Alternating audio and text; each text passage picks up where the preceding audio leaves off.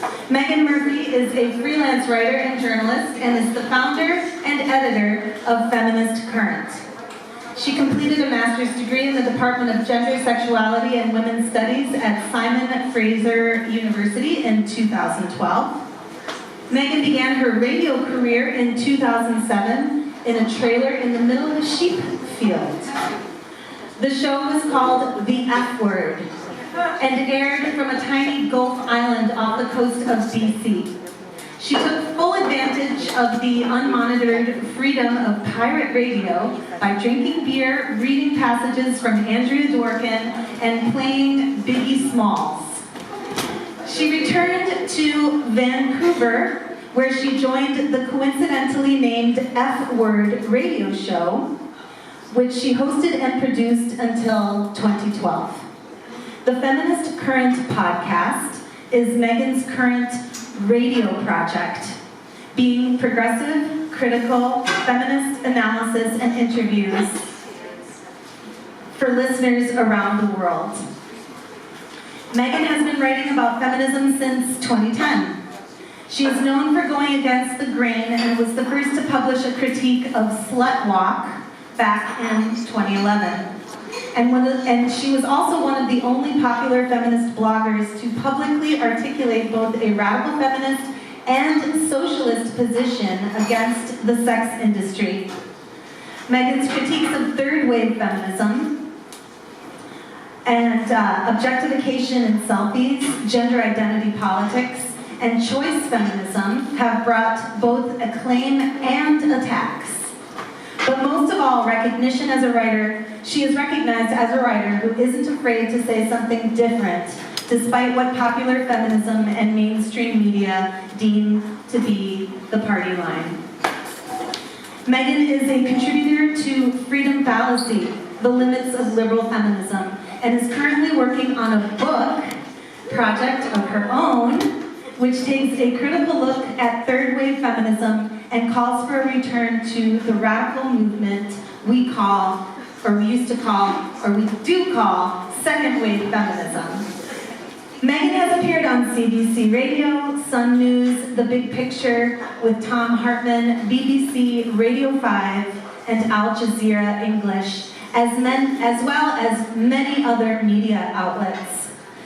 Meghan is indeed a woman in media, and it is a great pleasure to introduce her as a keynote speaker for the Women in Media Conference right here in Chicago this June 2018. Please welcome Meghan Murphy.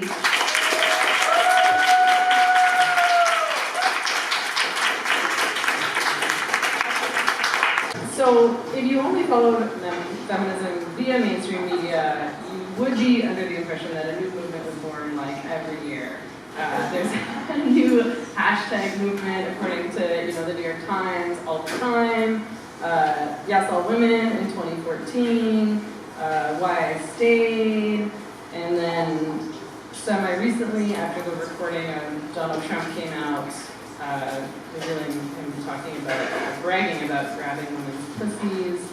There was a hashtag called Not Okay. And, a million other ones. Been Raped, Never Reported, Rape Cultures Win, I Believe Her, Everyday Sexism, and of course, most recently, Me Too.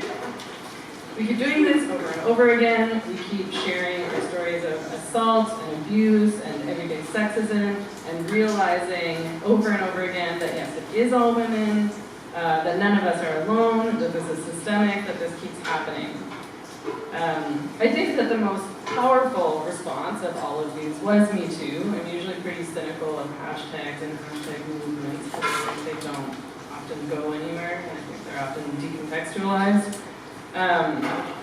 And of course that was prompted by the outpouring of allegations against Harvey Weinstein. But it wasn't just famous men. There are a lot of famous men who were called out under this hashtag, but there was also a lot of regular, normal men. In Vancouver, where I live, young women in the hipster bar scene started posting names of these popular DJs who've been assaulting women. A lot of the women who were posting these names and posting about these men had been teenagers, after-age parties, passed out drunk when they were assaulted. And these men were actually like banished from the community, like they had to move out of Vancouver, or they like can't go out in public anymore, they all got fired, none of them have DJ gigs anymore. So I actually am impressed by this movement. I think that there were real effects. I'm interested to know what everyone else thinks about that, but you know, I think that being ostracized, being fired, being, you know, publicly humiliated in that way is actually a useful way to deal with men who are abusive or rapists. So this time, women's stories were not ignored, they were believed. The men responsible have faced real consequences, in my opinion. But I'm sort of skeptical, and I do want to say I think these conversations are really important. I see Me Too as sort of like a mass consciousness raising, and like that's happening in a modern way online. And I think it's important to talk about our experiences within groups, like among ourselves. I also think it's important to talk about these experiences in public to help other people understand how male supremacy impacts all women. But, of course, the problem is that the media acts as though we're reinventing the wheel every time. And, you know, they fail to understand, whether intentionally or not, that these conversations, all these conversations have been taking place for decades and decades and decades. There's been, it's part of the feminist movement, part of a movement that's existed forever and ever.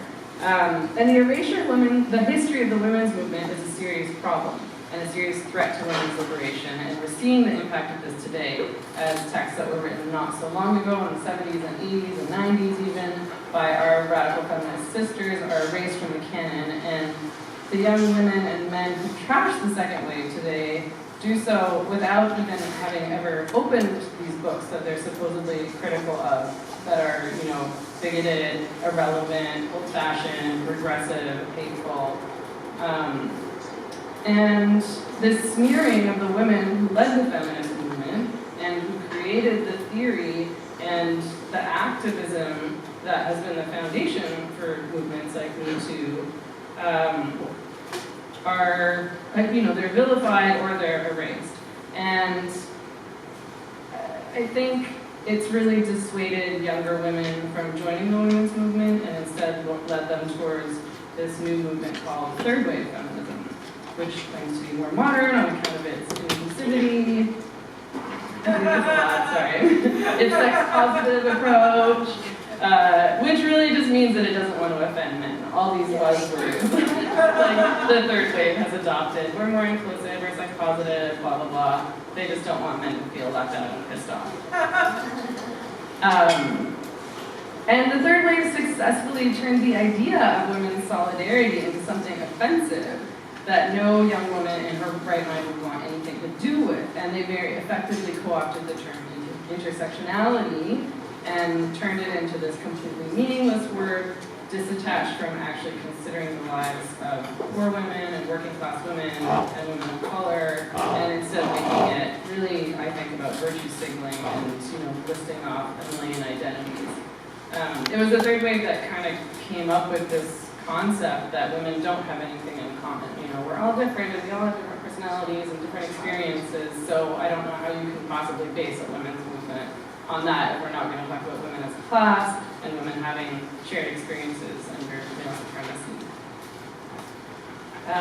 And, you know, that said, I think that we actually did witness some remarkable female solidarity as part of Me Too, and we do need to try to run with that and maybe inject some radical ideas into that conversation and contextualize Me Too within the broader grassroots independent women's movement and make connections between things like sexual harassment and pornography and rape and prostitution and domestic violence and BDSM, for example.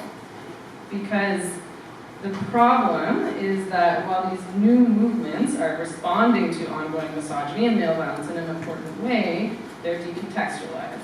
So through these hashtags and the way they're covered in the mainstream media and the way they're discussed online in a context where the anti-feminist third wave ideology dominates the conversations and dominates understandings about what people believe is feminism, issues like rape and sexual harassment are compartmentalized and treated as separate things from prostitution, pornography, strip clubs, and objectification more broadly.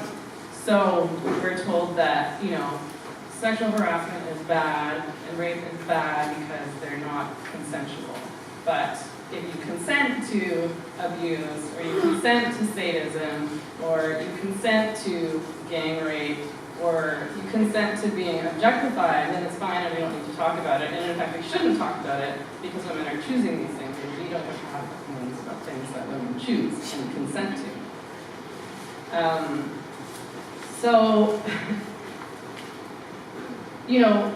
I think that it's impossible to get anywhere if we're drawing this line. If we're, painting a picture that's black and white, there's consent versus non-consent, and where sexual harassment is disattached from pornography and things like that, and disattached from gender roles. Like, we're not talking about porn culture. We're not talking about the way that gender roles play into all of this.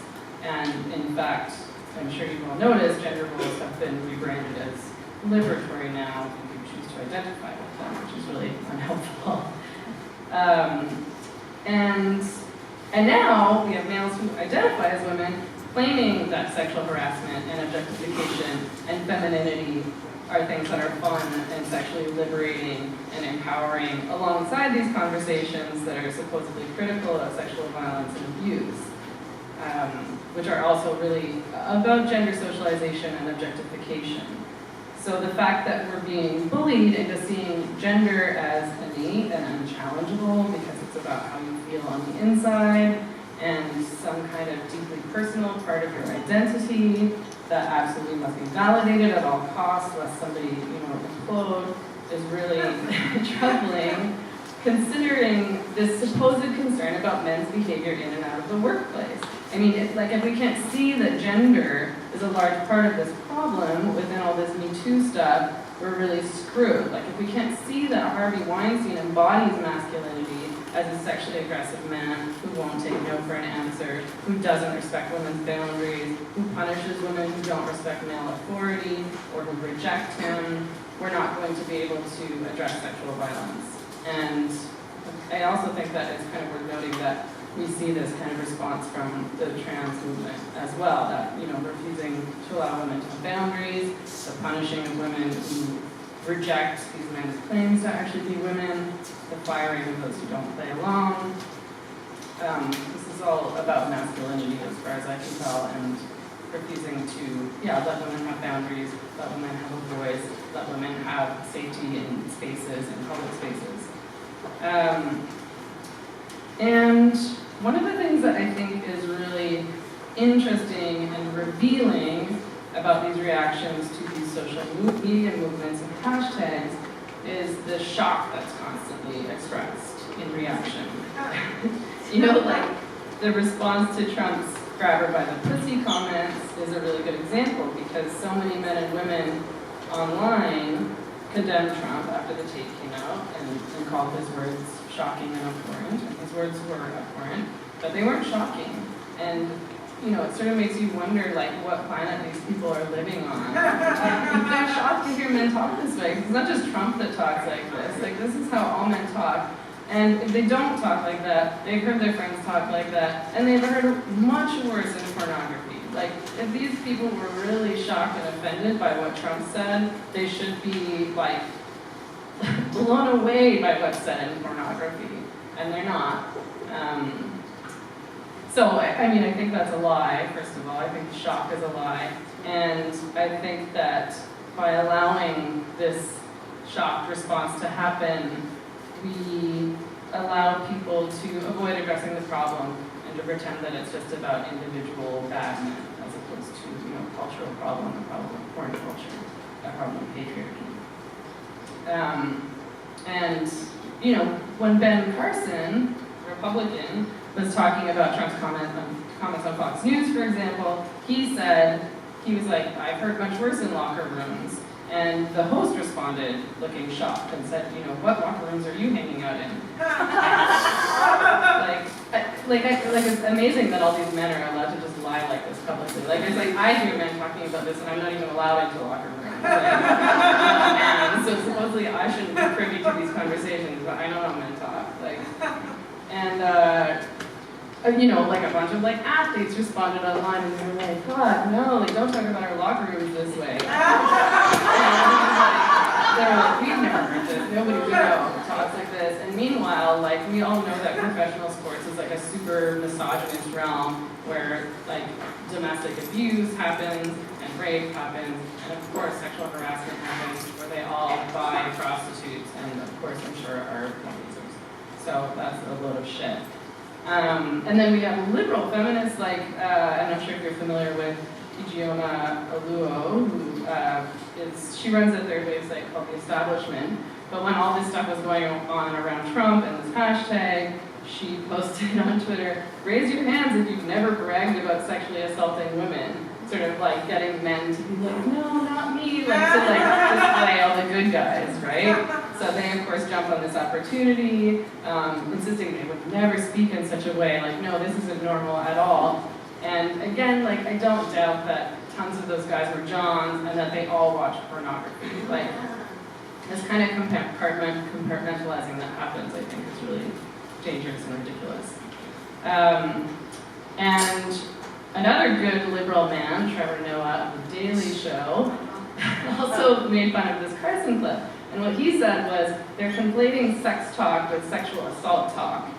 So he says, trying to make Trump's comments sound normal is not something that they're achieving because, I'm sorry, this is not normal. There's a big difference between saying dirty words and glorifying non-consensual sexual contact. Not every guy has these conversations. No, that's a crime. That's a crime. There's a big difference. And, you know, he's right that this conversation isn't about dirty words. He's right that this is about sexual assault. But he's wrong that there's a clear line. And I think in our culture, the way that men approach and talk about sex is in a predatory way. I don't think that there's a big difference between the way that men talk and hear other men talk about sex versus rape. And I think that we should be clear about that when we talk about things like rape culture, because it's not just this line about consent and non-consent. It's about all these gray areas. It's about, you know, the way that men think that it's okay to pester a woman until she finally gives in to sex. And it's about the sexualized violence that we see on TV. It's about going to strip clubs. It's about that fact that boys and young men play video games that offer sex with a prostituted woman as a prize, or even allow players to virtually rape female characters. And it's about objectification. So, I mean, like, and actually I found this study, in case you haven't spent enough time in locker rooms or around men to know that sexual assault talk and sex talk are often one and the same. There was a 2016 study that was published in the journal Psychology of Men and Masculinities, and they asked almost 300 American college students to read a number of quotes from Lads Mags, which are British men's magazines, and identify which were the jokes and which were the comments that were made by actual rapists. So some of the quotes were, "Girls love being tied up, it gives them a chance to be the helpless victim." And another one is, "If your girl is making a face that seems forced during sex, then she's pretending to enjoy you, but if she looks like she's just been punched in the kidneys, she's in the moment. If the girl you've taken for a drink won't spread for your head, think about this mathematical statistic, 85% of rape cases go unreported." And the quote from the actual rapist was, you know, girls in general are all right, but some of them are bitches. The bitches are the type that need to have it stuck to them hard and heavy. Like, there's no difference. And Trevor Noah's final comment on that Daily Show clip was, "If you want to conduct locker room talk everywhere, it's not the locker room, it's you, motherfucker." And the whole internet cheered for this, of course. So, you know, one of the things that's interesting about locker room talk, I think, is that what it implies is that men talk differently behind women's backs than they do when they're around women. We know this isn't entirely true because we know, for example, how men talk to prostituted women. We know how we ourselves have been spoken to by abusive men in our homes. And I think that what we've observed of late, in light of things like Me Too, is that now men have shown that they are willing to alter their public behavior. You know, to speak out in shock and disgust when one of their brethren is speaking out of turn. But I don't think that they're ready to address their private behavior. And I think that this ends up being a lot of virtue signaling and can be more self-congratulatory for men than anything else. Because it allows for this like good men versus bad men thing. I'm a good man, I wouldn't do that. I can't believe all these men are doing that. Oh, this rape is happening, like as if they didn't know. They've been in the same bars as these men forever. They've been in the workplaces with these men forever. So yeah, rape is a social and cultural problem. It's a responsibility of individual men who sexually assault women, of course, but it's not only about that. This isn't a world of good men and bad men. Things are not so simple. Are the men who watch pornography that depicts gang rape good or bad? What about the men who exclusively hit on younger women because younger women are more naive and less likely to challenge them and because they sexualize that power dynamic? What about the men who believe that it's their wife's duty to keep them sexually satisfied and who have sex with her even though they know that she's not really into it? What about men who buy sex because they claim sex is a need and that without avenues to satisfy this need, men will take out their frustration on other women? What about the good guys I've been out on dates with, and many heterosexual women have been out on dates with who, continue to pressure after you say no and push for more. All of this exists on a continuum that fuels what we sometimes call rape culture, but which is really just patriarchy. And while not all individual men behave in overtly misogynist ways, like Trump does, for example, all men are socialized into masculinity and are taught to view and treat women in particular ways.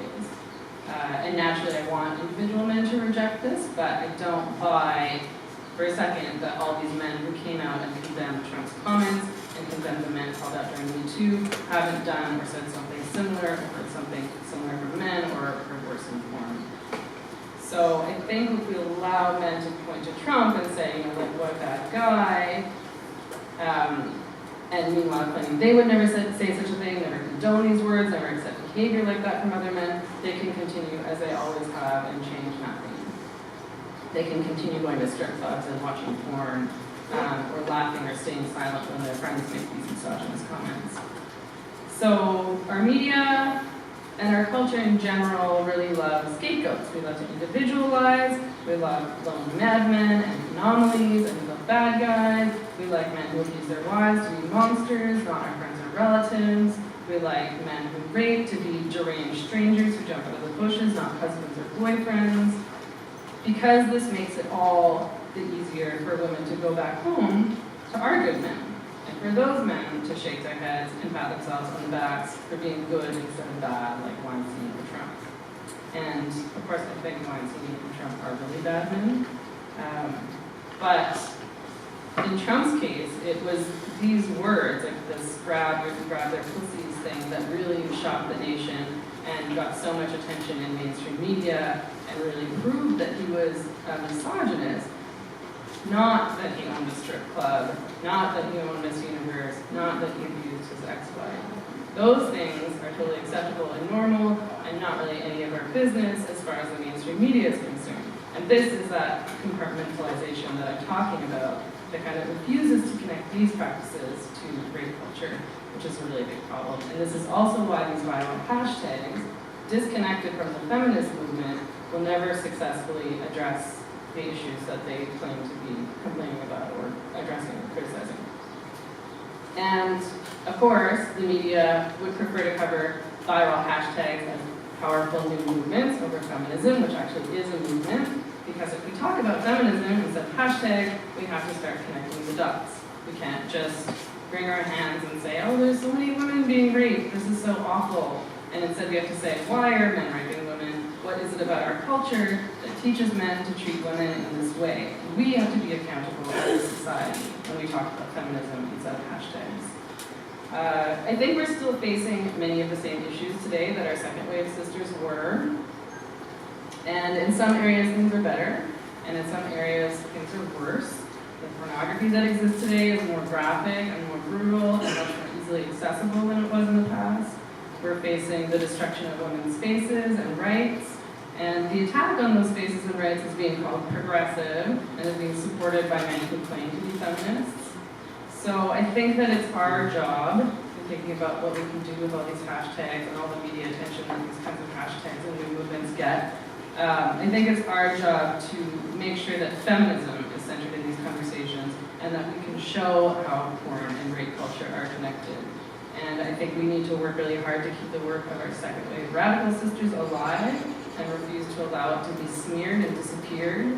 And I think we need to take the foundation that has already been built by our sisters, and we need to force people to understand what is really happening and why.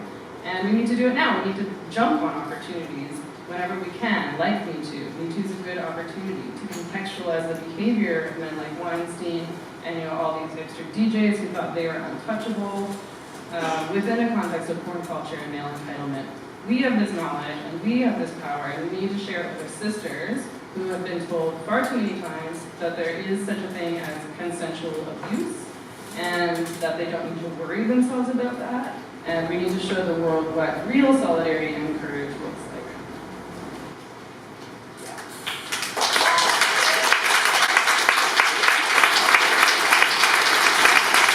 Thanks,